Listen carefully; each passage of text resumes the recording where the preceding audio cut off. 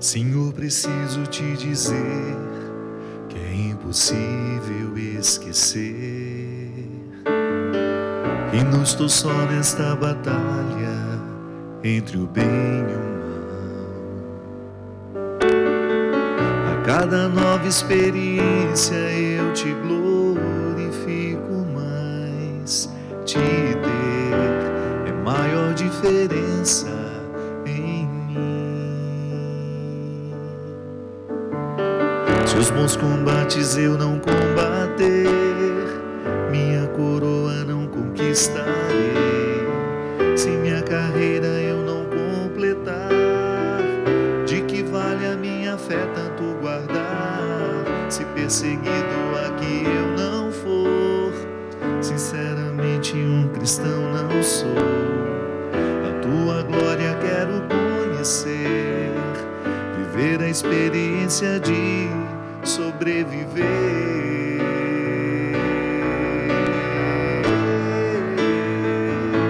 Viver pra mim é Cristo, morrer pra mim é ganho. Não há outra questão, quando se é cristão não se para de lutar. Triunfarei sobre o mal, conquistarei troféus. Não há outra questão, quando se é cristão não se para de lutar até chegar aos céus.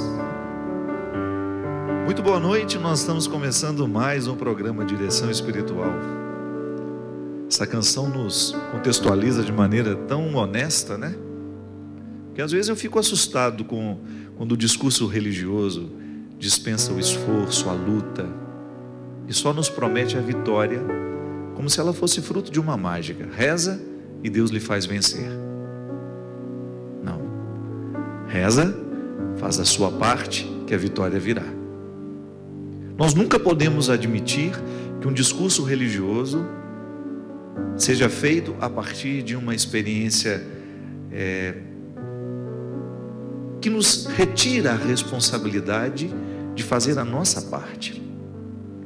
E a gente sabe que às vezes o discurso é feito até com boa vontade, mas ele não corresponde à verdade humana. É por isso que o discurso religioso precisa sempre ser equilibrado entre céu e terra. Deus nos faz alcançar a vitória? Sim. Para isso Ele nos fez. Mas a gente precisa retirar essa vitória, muitas vezes, desse contexto glamouroso, né? Não. Essa vitória, ela é suada, ela é conquistada com luta diariamente.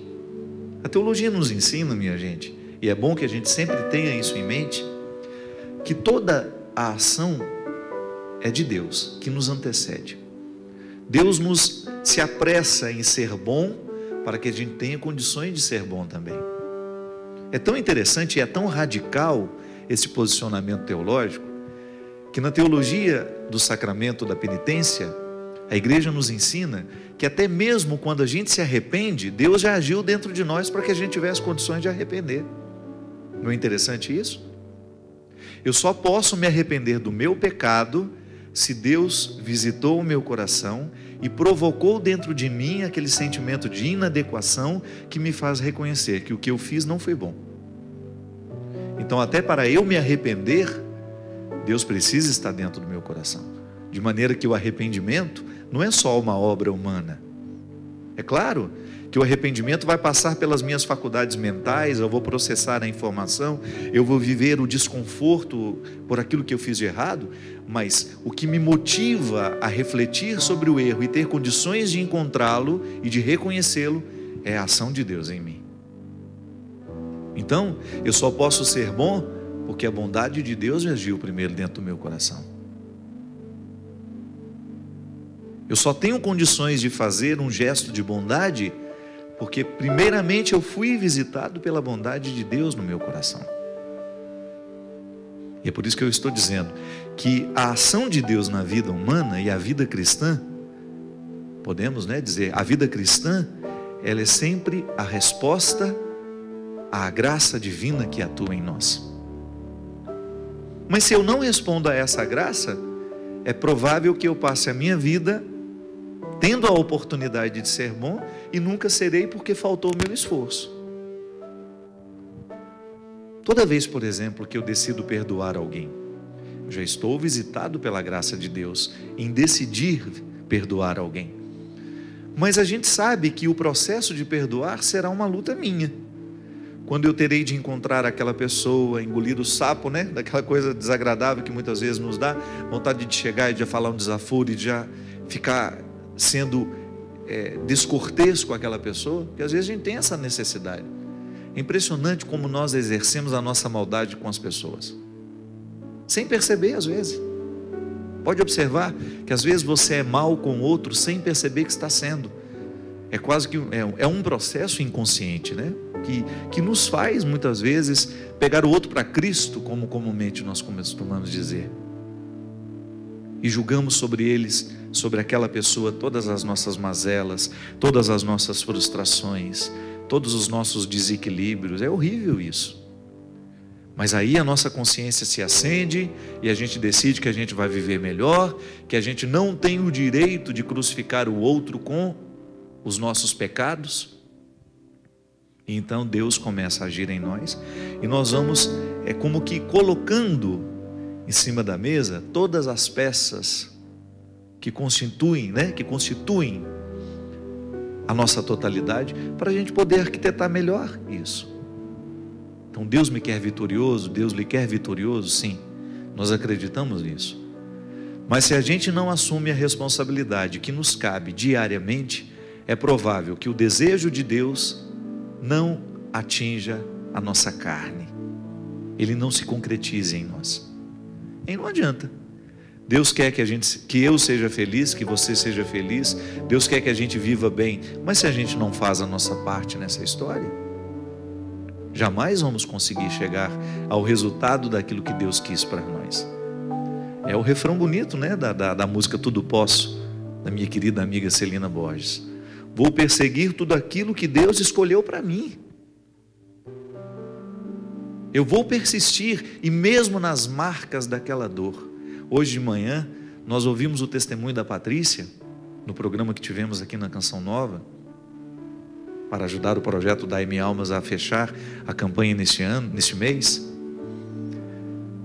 Por que a Patrícia conseguiu superar a dor de ter perdido uma filha de maneira tão trágica? Por que a Patrícia não aceitou o caminho fácil do antidepressivo que iria aliená-la? Porque naquele momento ela estava visitada pelo poder de Deus, mas ela resolveu agir. Ao dizer, eu não vou tomar o entorpecente para me fazer esquecer a morte da minha filha, o que ela resolveu fazer? Arregaçar as mangas, chorar a dor de cada dia e ir fazer alguma coisa por quem ainda precisava dela. Organizou o luto de maneira cristã. Eu não estou dizendo que você não pode tomar o seu remédio caso ele realmente seja necessário. O que eu estou dizendo é que muitas vezes, porque não queremos enfrentar a dor, porque não queremos enfrentar a realidade, a gente se entorpece naquela ilusão de que o remédio será capaz de nos curar. Não, minha gente, não é assim. Quando Deus está presente dentro do nosso coração, a gente vê a vida como ela é. A gente enxerga os fatos, as tragédias, as dificuldades, e a gente se coloca diante de tudo isso de maneira responsável. A dor é humana. A dor é humana, e por mais absurda que ela possa nos parecer, nós podemos dar conta dela sim. Como é que nós damos conta da dor? Chorando do jeito certo, apoiados pelas pessoas que nos amam, que nos ajudam a enfrentar aquele momento de dificuldade, aquele momento tenebroso, pavoroso. Como é que nós organizamos o luto? É enfrentando diariamente, é chorando a dor de cada dia, é a gente não permitindo que a vida fique paralisada, mas que a gente aos poucos, a gente comece a fazer um movimento natural que nos reencaminhará ao contexto da harmonia, para que a gente possa harmonizar o coração. Às vezes eu fico assustado, como que nos dias de hoje, nós estamos entrando dentro de uma mentalidade onde o sofrimento não pode fazer parte da vida, como se sofrer fosse ser infeliz. Não, A gente pode muito bem sofrer e ser feliz. É contraditório? É. Mas a palavra de Jesus nos ensina que essa contradição é que nos coloca no prumo da vida. É possível sim a gente estar machucado pela vida e mesmo assim a gente ser feliz. Como? Não é a felicidade que muitas vezes a gente está acostumado, né, a pensar, a felicidade do sorriso, a felicidade da festa, não. Mas aquela satisfação de que você está vivendo a coisa do jeito certo. Porque em última instância, minha gente, se você espremer o conceito de felicidade, o que sobra é isso.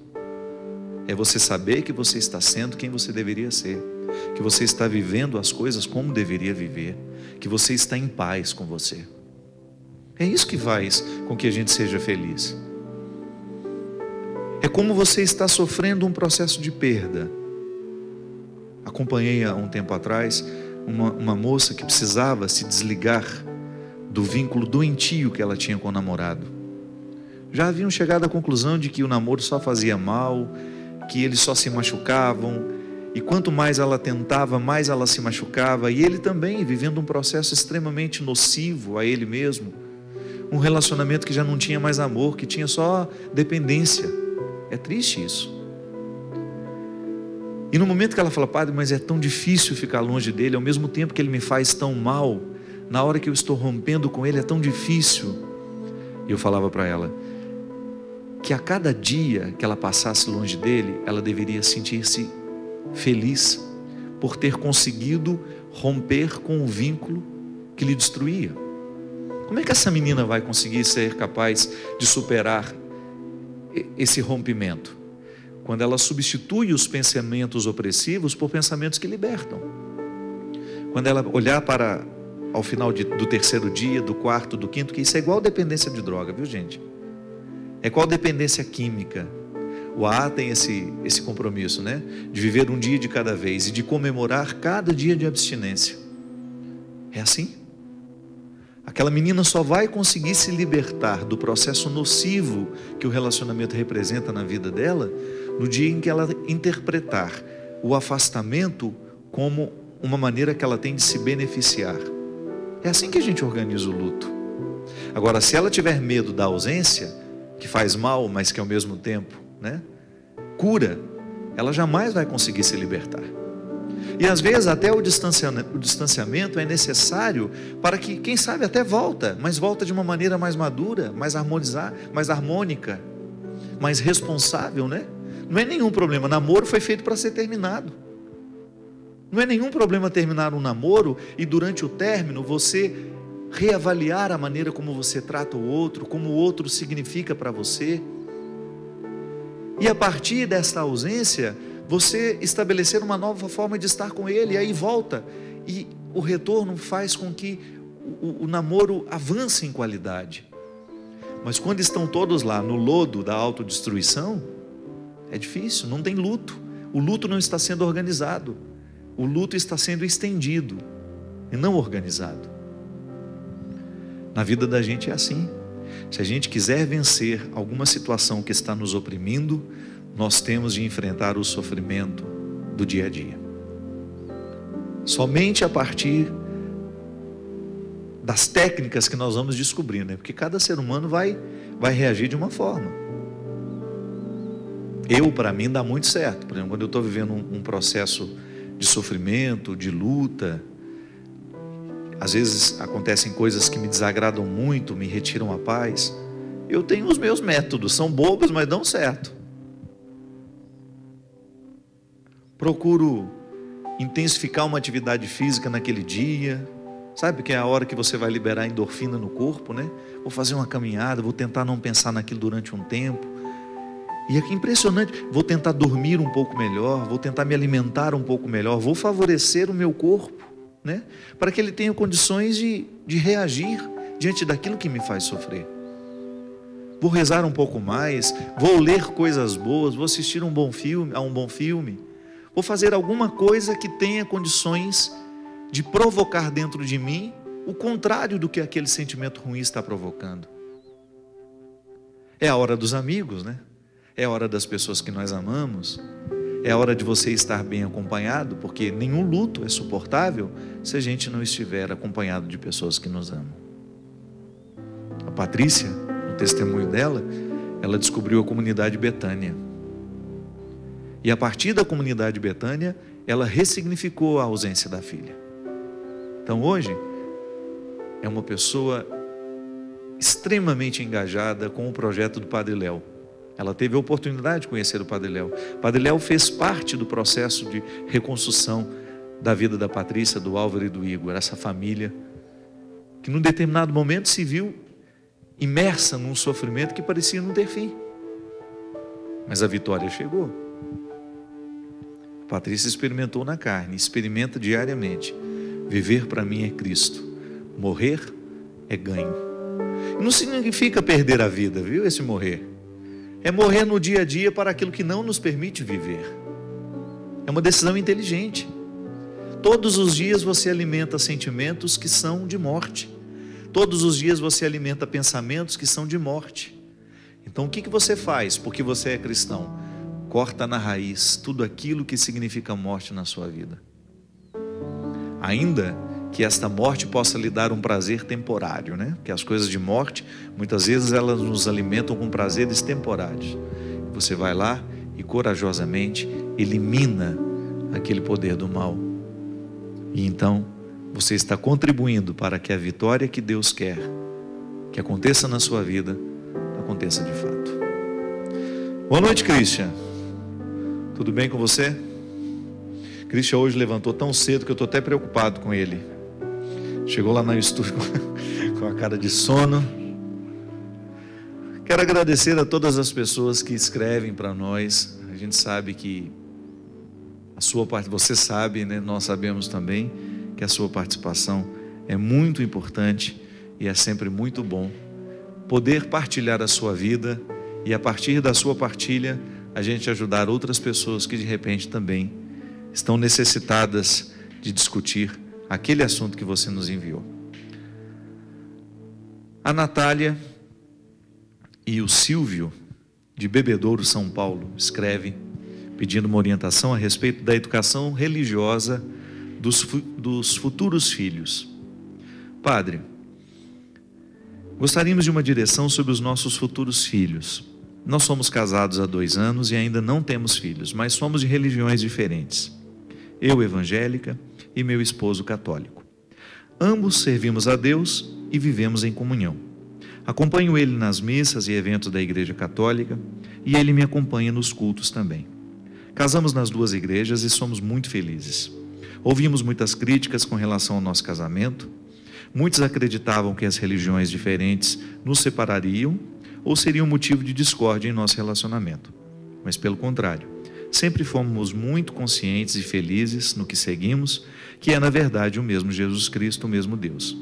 Quem nos apoiou muito e nos deu muitas orientações foram o padre e também o pastor que nos casou, homens direcionados por Deus.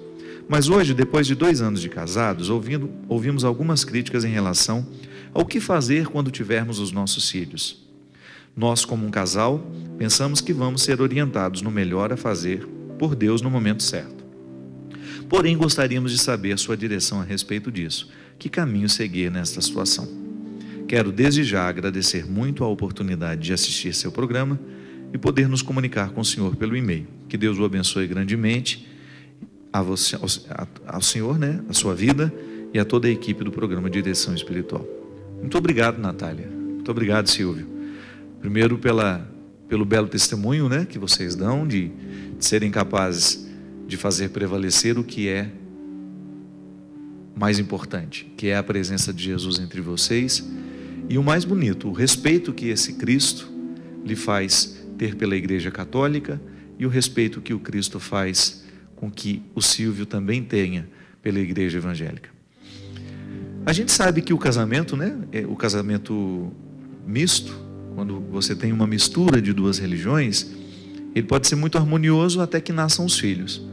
Mas a partir do momento que vocês estão bem intencionados, que vocês não permitirão que a chegada do filho se torne um momento de conflito, você pode ter certeza que o Espírito Santo vai conduzir vocês para tomar a melhor decisão. É claro que uma coisa já é certa, né? Os filhos serão cristãos.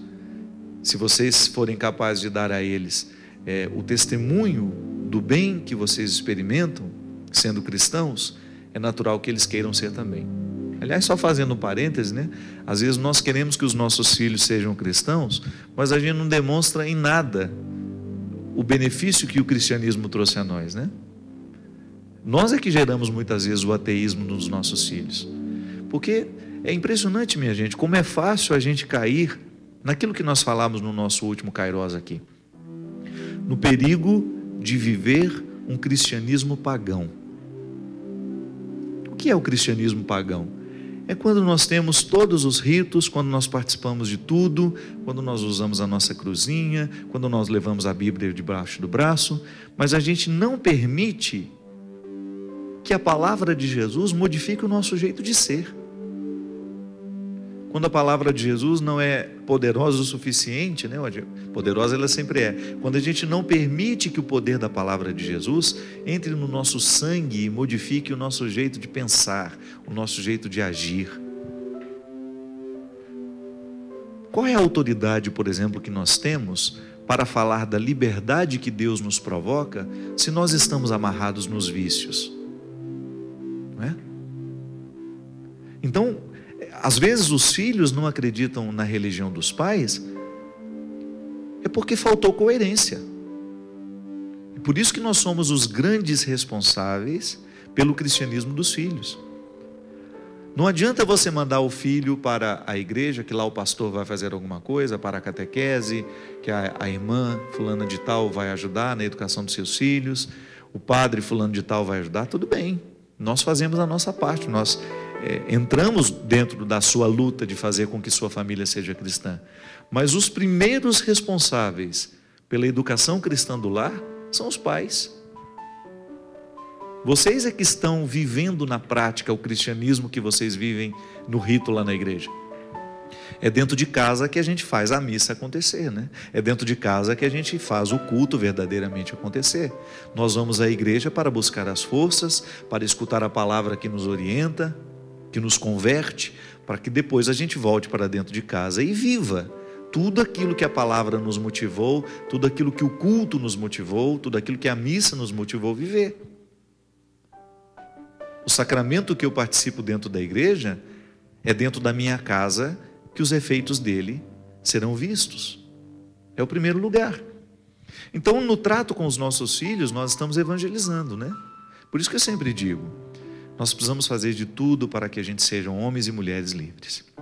É impressionante, minha gente, que às vezes num primeiro momento a gente pode até pensar que viver essa liberdade é a gente ser privado, né? Eu estou privado, eu não posso fumar, eu não posso beber, não é isso não. É que o Evangelho nos encaminha para as coisas boas, para aquilo que é vida. Então, se eu sou um adepto de Jesus, eu vou buscar diariamente aquilo que me constrói. Se eu descubro que um cigarro possui milhões e milhões de substâncias cancerígenas que vão fazer mal a mim, que vão fazer mal à minha esposa no momento que eu fumo ao lado dela, a gente sabe que o fumante passivo sofre às vezes até mais do que o próprio fumante, né? Os filhos. Você entra dentro de uma casa lá, aquele cheiro de cigarro dentro, um recém-nascido na sala. Então, você que, por exemplo, você que tem o vício do cigarro, você sabe que é difícil largar.